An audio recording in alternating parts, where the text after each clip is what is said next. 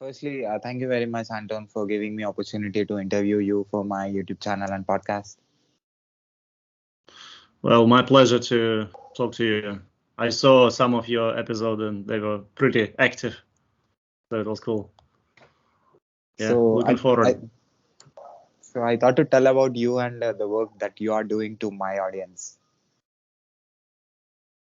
Well, what I'm doing, well, it's pretty hard for me to explain, but I usually work or I usually explain that I work with cloud technologies and I try to contribute to open source, um, develop something for one customer and then make it open source.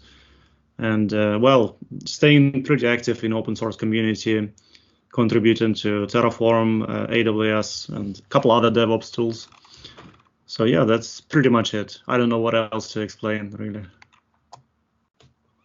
So you have a company, you're CEO of it, and you are into it from last 10 plus years. Can you repeat, please? So Betajob is your company. Yeah, yeah, that's right. So I'm working. I founded this company. I don't know, maybe 15 years ago, or maybe more. I don't remember. I changed the business like 3 times completely during this period. But for the last 5 years, I've been working pretty much exclusively with cloud computing and DevOps and Terraform. And yeah, that's what I like very much. So you're from? I'm from Ukraine, but I live in Norway many years. Yeah. So what kind of service that you're providing through this Betajob? Well, I before COVID, I was providing consulting and trainings and different speaking engagements. But then when COVID started, I obviously couldn't travel, so I decided to make a bunch of online activities, like organizing meetups for some time, and then I continued with YouTube live streams. I really enjoy live streams because, well, it's just fun. And also, I have been teaching people how to use these technologies in different companies. So yeah, the consulting is definitely there. I mean, it's the best part which pays the bill. So you give service to all the countries. Yeah, I mean, I live in one of the most expensive country, which is Norway, but I provide services around the globe. Actually, currently, I don't have any contracts in Norway. So what are the projects, the recent projects that you did? Well, I develop large amount, like pretty much 90% of projects in open source, like Terraform, AWS modules, serverless.tf, which is my serverless framework for people who want to manage AWS resources with Terraform, but they don't want to learn serverless framework. So this is a big amount of open source projects. Speaking about customers, I cannot or I don't want to reveal more than it is already public on betajob.com. There are, I think, about 10 different logos or names of companies I worked in the past. Local companies are like Telia Norway, where I worked, I don't know, 3-4 years ago. And yeah, that's pretty much it. I work a lot with different SaaS companies around the globe who wants to develop something, but they don't know how exactly to manage all of this stuff. And I'm coming to them and teaching them and explaining what are the solutions, how they can use it. And again, most of these companies are online, a large amount, like really, I don't know why, but approximately 50% of these companies are from Israel or from San Francisco. It's crazy. I don't know why, but very large amount. So what is your favorite project? Project, well, Terraform.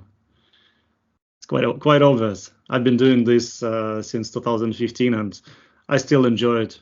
I'm currently preparing for a big interview, which I will have in 2 days, and it's again about Terraform. So how you give service to different country people remotely? Yes, I've been working remotely. I mean, quite interesting. I believed into remote work idea when I started working at all in about 2002 or 2003. So my first project, which I delivered 2003, was a freelance marketplace for people who live in Ukraine and Russia, because I believed into the idea of remote work since that time. And now I obviously work remotely. I don't see pretty much any other people unless I travel there. Everything is online through a bunch of different ways. Communication is not an issue anymore. So when COVID started, I didn't have to change absolutely anything. I mean, everything was very, very much the same. So that's very good for me. So how many people are working under you? 1.5. I would say 1.5 because I contract some people to work with me on specific projects for short amount of time. And I also like to make some experiments where I first make an announcement, or let's say find a project or find sponsors who want to support it, and then I find people who will be able to do the work, and I manage them and we deliver something together. This is one of the best model which I like because I'm not the one who is going to do the work itself, but it is still in open source and people use it. One of such projects which we have developed was sponsored by N0 and InfraCost, and we had very good success, I think, in November, about November last year. I really enjoyed this way. Now I'm working with a couple more people who are working on something rather invisible, but it will be amazing once it's finished. So that's how it is. So what are the achievements of Betajob? Sorry, what? Can you repeat? The achievements of Betajob. Well, I think one of achievements which I'm proud of is that I'm not sitting without work and I have a lot of fun. This is one thing which is achievement for myself, but achievement for pretty much everyone is that I'm pushing technologies which I believed into for many years, and I can see how this impact actually changed the way how people use these technologies. I'm talking specifically about AWS and Terraform, and this is the best thing which I can see. I'm also thankful for AWS and for HashiCorp for supporting me. And I mean, there are three things which I can say. Like without Stack Overflow, we wouldn't have work, and without HashiCorp and AWS, I wouldn't have work as well.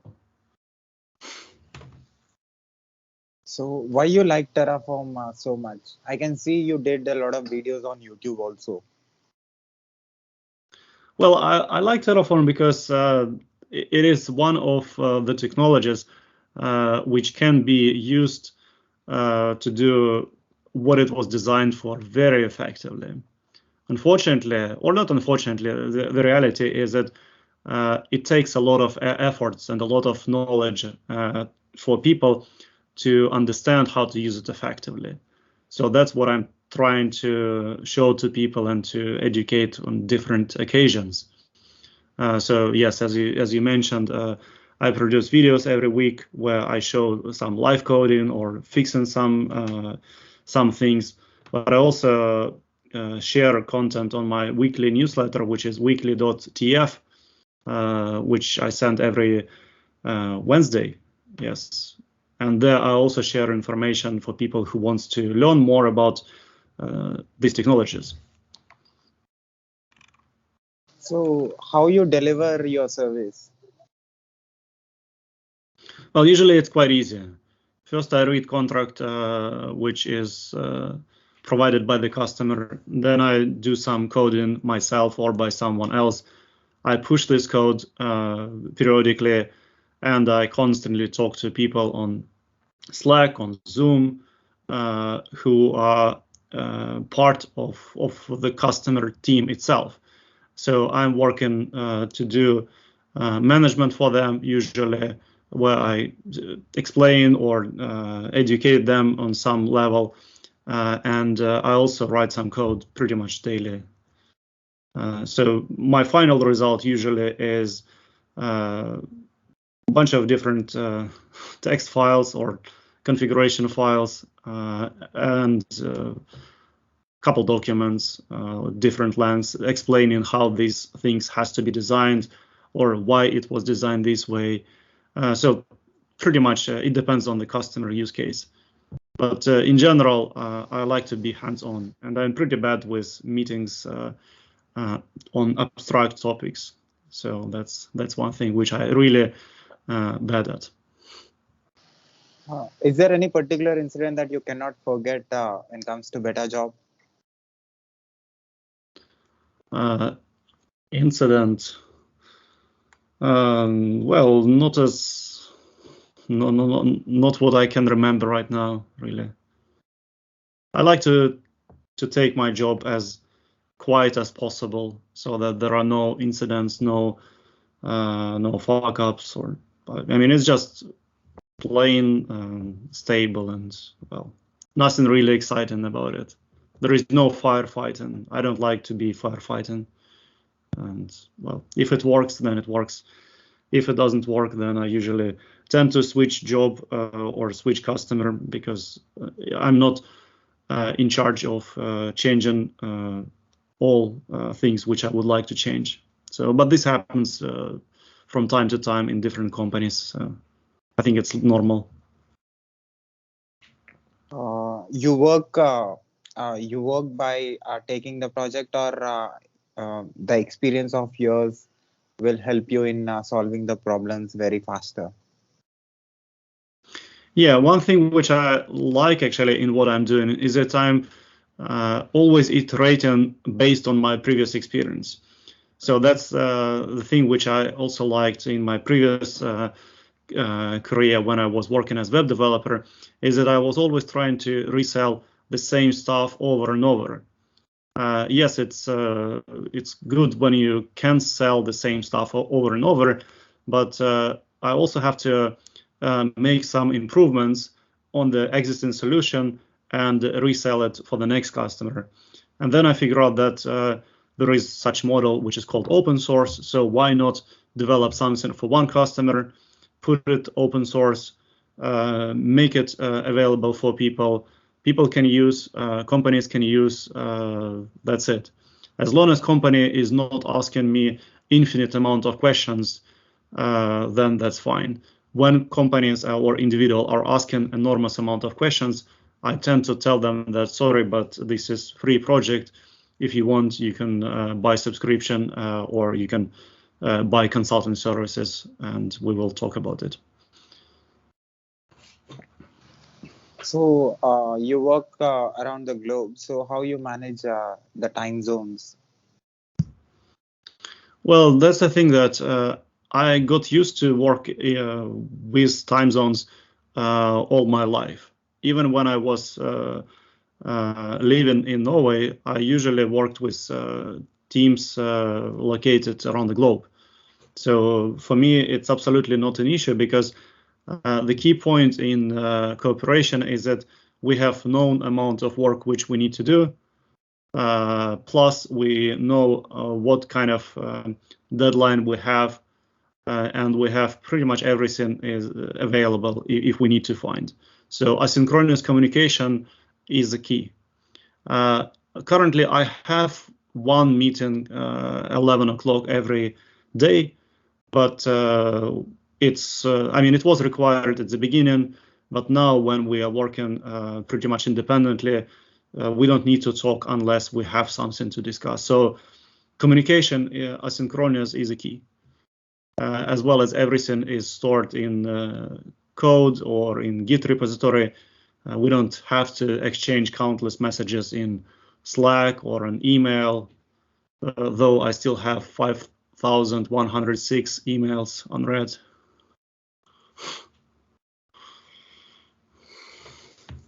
So how you are able to manage? You write, you create content on your YouTube, and I can see you have a blog, and you also work full time. So how you are able to do multitasking? Well, yeah, that's a very good question. I think the best what I can tell is that I actually sacrifice one of these things. So the way I work with this is pretty straightforward. I prioritize what I want to work on for the whole day. So if I want to make content, fine, then today is going to be a day where I make a bunch of different content or plan something in advance. When I have to work for some customer, then again, I will do my best to work just with this customer for the duration of the whole day. Then there is no interruption. I'm very effective with that. Though I still have a lot of questions from many different sources. So sometimes it is rather hard to dedicate, let's say, the whole day for one customer or for one stream of activity. So then I have mixed days where I do absolutely everything. Whoever asks me to do something, then I will work on that. So I tend to have these days more often before, but then I figure out that it's not very scalable strategy. So now I work with a couple customers during the week, and I have 1 day dedicated for the content. So that's how it is. So how your previous experience helped you in managing your own company and doing the projects better? Well, I think one of useful experience, I would say, which I had from before, was related to the fact that you need to be curious in many different things. Where in my world, I'm curious enough about many different things, but I passionately hate, I would say, or I still don't understand few technologies, which when I have to do something with them, I immediately think that, oh my God, it's going to be hard, and I already upset myself, and I think like, why I'm doing this? Life is so bad. So one of thing which I realized is that I need to just minimize amount of this kind of hard to consume or hard to work with technologies by minimum. So right now I have only one technology which I still don't understand even a bit, which is called JavaScript. I mean, I understand many other programming languages, and I can write in many, and I do write in many different languages, but JavaScript is just from different planet for me. So that's. So I know cloud. I trained as a cloud engineer, and also recently I started learning JavaScript. It's interesting. Yeah, and one more thing which I want to add is actually my laziness, I would say, to not learn something like by default. Where a lot of people who I met, they say, "Oh, you just have to learn this technology," or we are using this technology, so you should learn it. And I always think like if I spend approximately, I don't know, half day or 1 day reading about this technology, thinking about it, and I still cannot get my head around it, then it's not me who is stupid. It's probably a very complicated technology.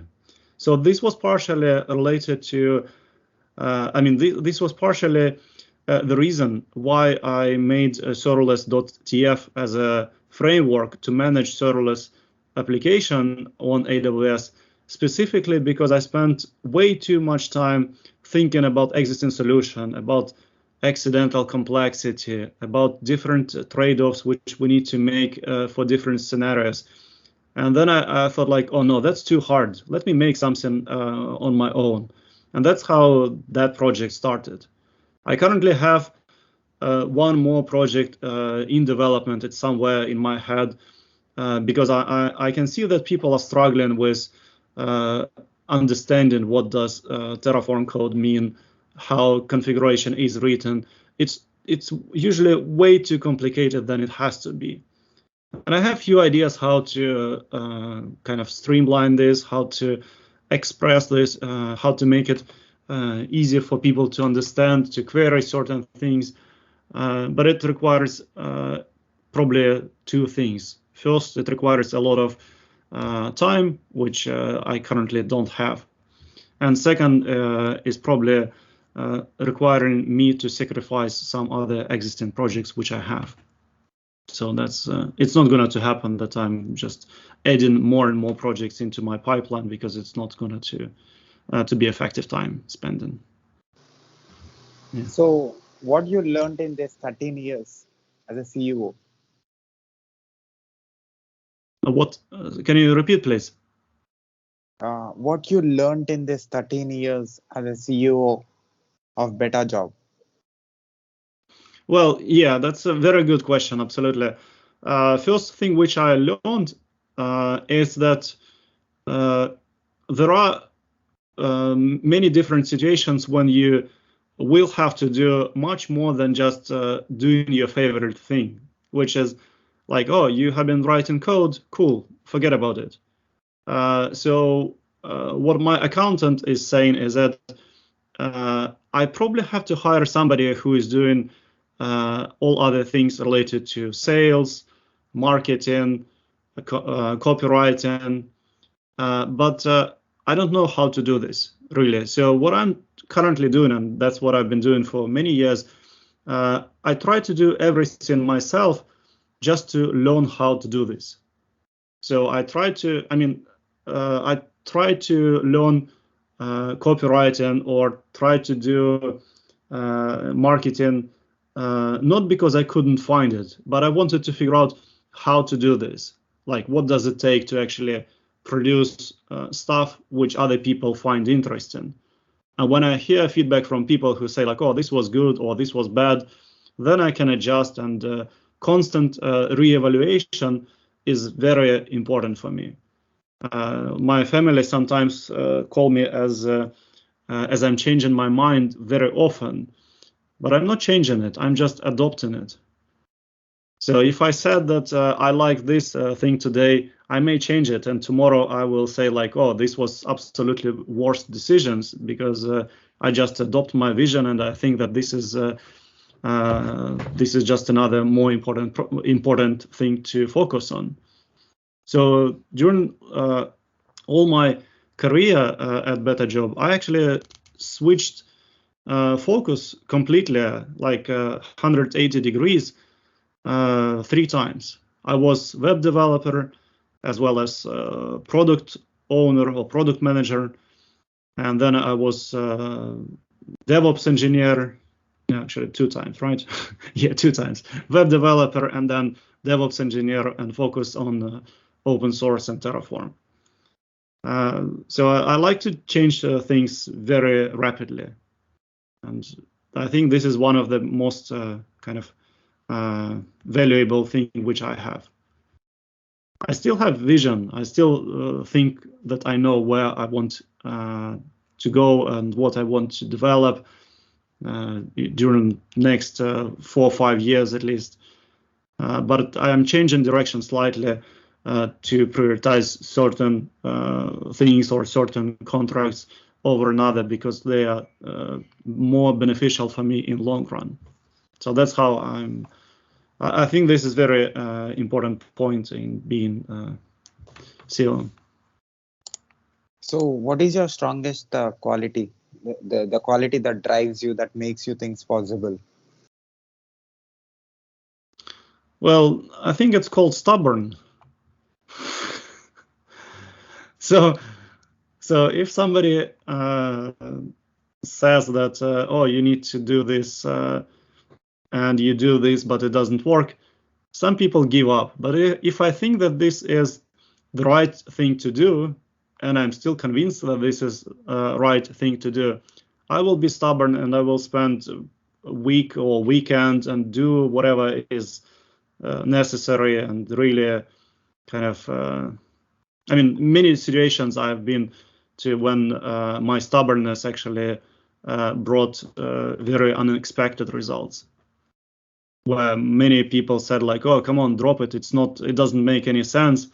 But I was so obsessed with that, so I really pushed it.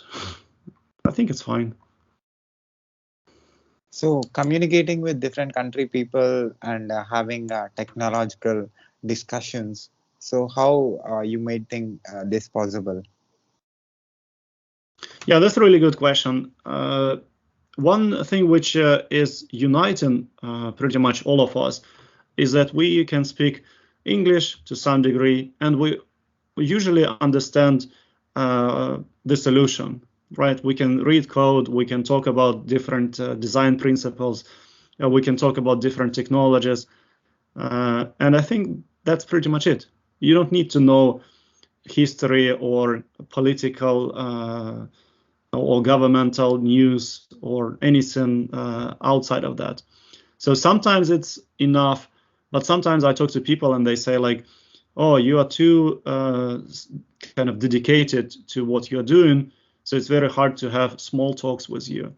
And I never had this kind of as a bad thing, because I believe that, well, if we're working together, you have your own life, I have my own life, we have something in common, which is probably this GitHub issue or pull request or project or whatever. As long as we're happy doing that, and I pay you or you pay me, it depends who is who, then that's fine. We don't have to be best friends forever. So, there will be a lot of people who will be watching and listening to our conversation from anywhere on this planet. So, what do you tell to them about your work or the service that you're providing? Well, I think I can give a couple more advices for people who are specifically looking into like open source career or even making a living of open source. I have one I don't know if it's proverb or if it's just somebody saying, oh yeah, it was my mom who told me many years ago, right? But for me, it's like proverb. So if you want to be successful in anything, just keep doing it for as long as necessary.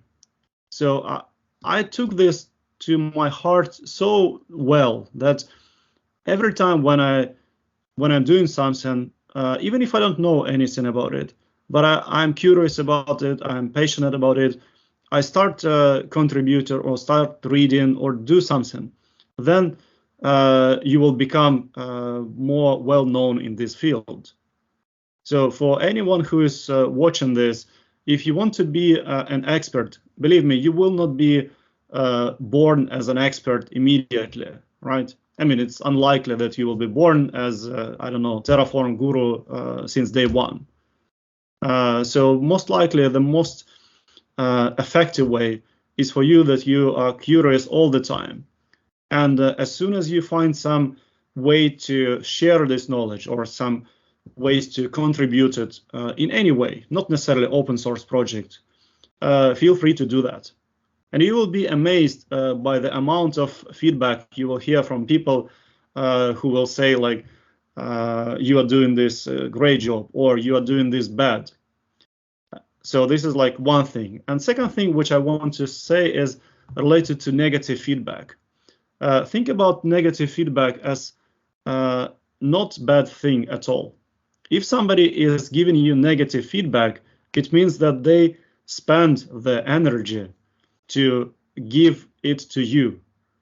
So disregard what they say as a negative. Think that they spend some time looking into what you did or learning from what you do, and maybe they're just jealous. Really, I sometimes hear so good feedback from people who are doing great job, but then they suddenly say like, "Oh, I'm so tired. Nobody is recognizing what I'm doing, and I will just change work." Well, you can change work, or you can just continue pushing people, continue sharing this knowledge. Luckily, there are so many opportunities for us to share knowledge right now. I mean, we can participate in different conferences or meetups, contribute to different projects. So that's not a problem with information sharing. Just keep doing it for certain amount of time. It can be 1 month or it can be 1 year. It depends, but just keep doing it. And I'm sure that if you are new in this field, or if you don't know enough, just keep pushing it in any direction and you will be very effective. Then you will understand that, oh, I actually need to know a little bit more about kind of related topics, but at least you will be already know about one topic very well. So I highly recommend to keep focus and be stubborn, and really that's probably the best advice which I can give. I'll put your web links in the description of this video on YouTube. People who finds our video on YouTube can see the work that you're doing and can learn from you and can take your service. Yeah, thank you very much, Sai. Yeah.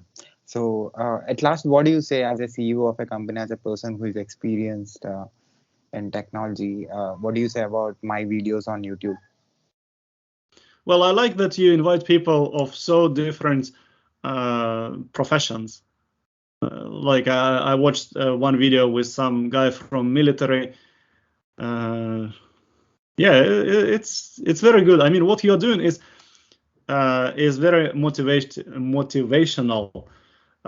Because I watched some videos and I thought like, who is this guy? Like, let me see his videos.